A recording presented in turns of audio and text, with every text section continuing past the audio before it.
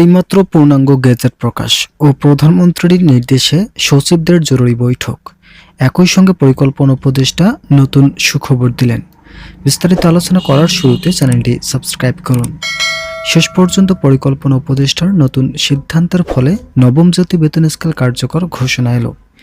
দীর্ঘদিন এই বিষয়টি নিয়ে জটিলতা দেখা দিলেও নবম জাতীয় বেতন স্কেল বাস্তবায়ন নিয়ে অসামঞ্জস্যতা লক্ষ্য করছেন। তাই আজ পরিকল্পনা উপদেষ্টা সকলের মতামত নিয়ে নতুন সিদ্ধান্ত গ্রহণ করেন।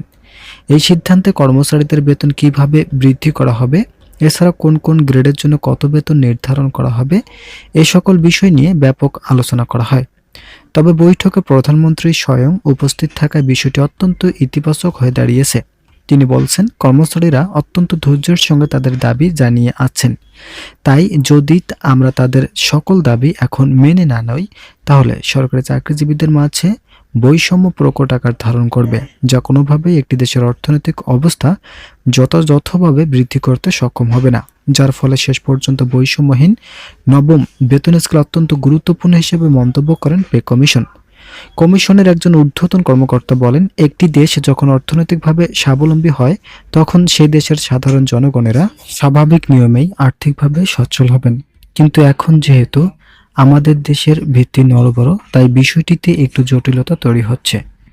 বাংলাদেশের সরকারি চাকরিজীবীরা তাদের দাবিগুলোকে অত্যন্ত যৌক্তিক বলে মন্তব্য করলেও সরকারি চাকরিজীবীদের আর্থিক বিবেচনায় নিয়ে সকল ধরনের সমস্যা সমাধানের নতুন ভাবধারা তৈরি হয়েছে। যারা এখনো আমাদের এই চ্যানেলের নতুন সদস্য আছেন, তারা পরবর্তী আপডেট পেতে চ্যানেলটি সাবস্ক্রাইব করুন। কমিশনের সূত্র জানায়, বাংলাদেশের কর্মচারীরা অত্যন্ত বৈষম্য নিয়ে জীবনযাপন করছেন। যেখানে 1/3 চাকরিজীবীরাই হচ্ছে কর্মচারী, সেখানে এই কর্মচারীদের যদি অর্থনৈতিক অবস্থানগুলো যথাযথভাবে উপস্থাপন করা না হয়, তাহলে কর্মচারীরা হতাশগ্রস্ত হবেন। ইতিমধ্যেই সংসদের মধ্যে এই বিষয়টি আলোচনায় নতুন একটি সিদ্ধান্তের কথা জানিয়েছেন তারেক রহমান। তিনি বলেন, আগামী সংসদে এই বিষয়টি উপস্থাপন করা হবে। বিশেষ করে কর্মচারীদের অর্থনৈতিক অস্থিরতা নিয়ে আলোচনা করবেন আসনাদ আবদুল্লাহ ও সাবেক অর্থ প্রতিমন্ত্রী জুনাইদ সাকি সহ অনেকে এই বিষয়টি উপস্থাপন করার দায়িত্ব দেওয়া হয়েছে। এছাড়াও গ্রেড ভিত্তিক একটি পর্যাপ্ত পরিমাণ তালিকা প্রস্তুতির বিষয়গুলো নিয়ে আলোচনা করা হয়।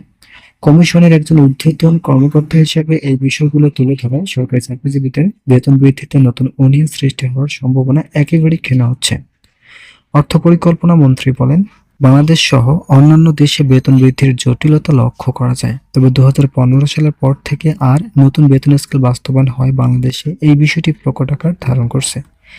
কিন্তু অন্যান্য দেশগুলোতে অনুপাত আকারে বেতন দেওয়া হচ্ছে ঠিকই।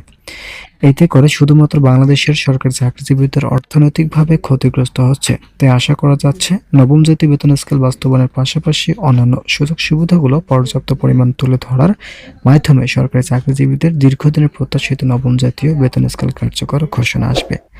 আপনারা অবশ্যই চ্যানেলটি সাবস্ক্রাইব করে ভিডিওটি কন্টিনিউ করুন।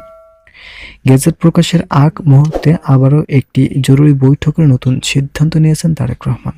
এই বৈঠকে আমন্ত্রণ করেছেন সচিব ও বিভিন্ন পর্যায়ের ঊর্ধ্বতন কর্মকর্তাদেরকে। তাদের ভাষ্য মতে, সরকারি চাকরিজীবীদের গ্রেড ভিত্তিক বেতনের যে নতুন তালিকা প্রস্তুত করা হচ্ছে, সেখানে কোন কোন গ্রেডে কত বেতন নির্ধারণ করা হবে, এছাড়া অর্থনৈতিকভাবে স্বাবলম্বী কিভাবে হবেন, সেই বিষয়গুলো যথাযথভাবে বাস্তবায়ন করা হবে। কমিশনের একাধিক সূত্র বলেন, আন্তর্জাতিক নিয়ম অনুযায়ী সরকারি চাকরিজীবীদের বেতন বৃদ্ধির নতুন সুবিধা বাস্তবায়ন করা হচ্ছে। যারা নিম্ন গ্রেডের কর্মচারী আছেন, তাদের অর্থনৈতিক অবস্থানগুলোকে যেভাবে হোক শক্তিশালী করার নতুন পদক্ষেপ নিলেন তারেক রহমান। ইতিমধ্যে আজ সচিবরা জরুরি একটি বৈঠকে বসেছেন। এই বৈঠকে সভাপতিত্ব করেন প্রধানমন্ত্রী তারেক রহমান।